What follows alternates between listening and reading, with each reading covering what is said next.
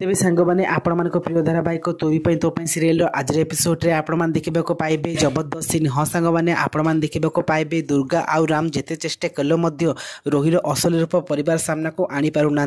एपटे कामिनी जेमा सब बेले रोहि की ही सपोर्ट कर आसी सी भावी सी ही नातुणी श्रिया। आउ एपट सीन आपण देखा पाइबे आज जो जेजेबापा रोहि की बंदूक देखे मारे जाऊे ए समय कामिनी जेजेमा सी कहते तुम जदि मो आगे मो नातुणी को मारे शपथ नहीं प्रथम तुमको मते मारिबा को पड़िबो तेबे जाई तमे मो नातुणी श्रिया को मारिबो। या पर जेजेबापा कहते ठीक अच्छे कामिनी प्रथमे मु तुमको मारुची तापर तम नातुणी को। किंतु ए समय दुर्गा आसी कहते जेजेबापा यह जमा भी ठीक नुह आउ सिया को अटकई दियंती।